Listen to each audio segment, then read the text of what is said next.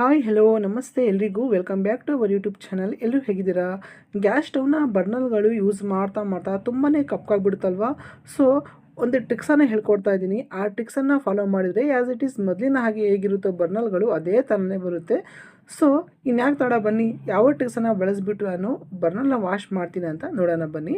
ಮೊದಲಿಗೆ ನಾನು ಒಂದು ಪ್ಲಾಸ್ಟಿಕ್ ಟಬ್ಬನ್ನು ತೊಗೊಳ್ತಾ ಇದ್ದೀನಿ. ನೋಡಿ, ಟಬ್ಬಿಗೆ 2 ಬರ್ನಲ್ಗಳನ್ನು ಹಾಕೊಳ್ಳಿ. ಅದು ಮುಳುಗುವಷ್ಟು 1 ಗ್ಲಾಸಷ್ಟು ನಾನು ನೀರನ್ನು ಹಾಕೊತಾ ಇದ್ದೀನಿ. ತದನಂತರ ನೀರು ಹಾಕಿದ ಆದಮೇಲೆ 1 ಶೀಟ್ ಇನೋವನ್ನು ಕಟ್ ಮಾಡಿಬಿಟ್ಟು ಮುಕ್ಕಾಲು ಭಾಗದಷ್ಟು ಹಾಕೊತಾ ಇದ್ದೀನಿ. ನಂತರ ಕಾಲು ಭಾಗದಷ್ಟು ಇನೋವನ್ನು ಹಾಗೆ ಎತ್ತಿಟ್ಕೊತಾ ಇದ್ದೀನಿ. ನಂತರ ಅರ್ಧ ನಿಂಬೆಹಣ್ಣ ಕಟ್ ಮಾಡಿಬಿಟ್ಟು 10ರಿಂದ 15 ಹನಿಯಷ್ಟು ನಿಂಬೆಹಣ್ಣಿನ ರಸವನ್ನು ಹಿಂಡ್ಕೋಬೇಕು. ಹಿಂಡ್ಕೊಂಡಿದ್ದು ಆದಮೇಲೆ ಒಂದು ಅರ್ಧ ಗಂಟೆ ನೆನೆಯಲಿಕ್ಕೆ ಬಿಡಬೇಕು. ಇವಾಗ ಒಂದು ಅರ್ಧ ಗಂಟೆ ಆಗಿದೆ ನೋಡಿ. ನಾನು ತೋರಿಸ್ತಾ ಇದ್ದೀನಿ.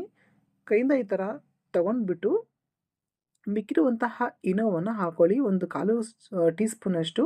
ಆನಂತರ ಕಟ್ ಮಾಡಿ ಇಟ್ಕೊಂಡಿರುವಂತಹ ನಿಂಬೆಹಣ್ಣಿನಿಂದ ಚೆನ್ನಾಗಿ ಇದನ್ನು ಉಜ್ಜಬೇಕು.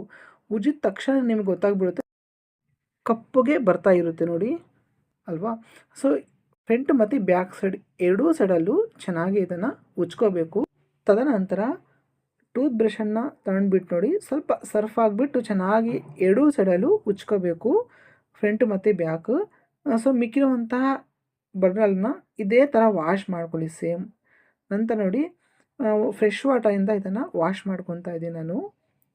ಸೊ ವಾಶ್ ಮಾಡಿದ ಆದಮೇಲೆ ತೋರಿಸ್ತಾ ಇದ್ದೀನಿ ನೋಡಿ, ಈ ಥರ ಕ್ಲೀನ್ ಆಗಿರುತ್ತಲ್ವ. ಸೊ ಇವಾಗ ಇದನ್ನು 10 ನಿಮಿಷ ಬಿಸಿಲಲ್ಲಿ ಡ್ರೈ ಮಾಡ್ಕೋಬೇಕು. ನೋಡಿ, ಒಂದು 10 ನಿಮಿಷ ಆಗಿದೆ, ಬಿಸಿಲಲ್ಲಿ ಇಟ್ಟಿದ್ದೆ. ಫಸ್ಟಿಗೆ ತಂದಾಗ ಗ್ಯಾಸ್ ಸ್ಟವ್ನ ಬರ್ನಲ್ ಹೇಗಿರುತ್ತೋ ಅದೇ ಥರ ಇದೆ ಅಲ್ವಾ? ಸೊ ಈ ಟ್ರಿಕ್ಸ್ ನಿಮಗೆ ಇಷ್ಟ ಆದರೆ ದಯವಿಟ್ಟು ಲೈಕ್ ಮಾಡಿ, ಸಬ್ಸ್ಕ್ರೈಬ್ ಮಾಡ್ಕೊಳ್ಳಿ. ಮತ್ತು ಒಂದು ಹೊಸ ಟ್ರಿಕ್ಸ್ ಒಂದಿಗೆ ಬರ್ತೀನಿ. ಅಲ್ಲಿವರೆಗೂ ಎಂಜಾಯ್ ಮಾಡ್ತಾಯಿರಿ. ಶುಭವಾಗಲಿ. ಬಾಯ್.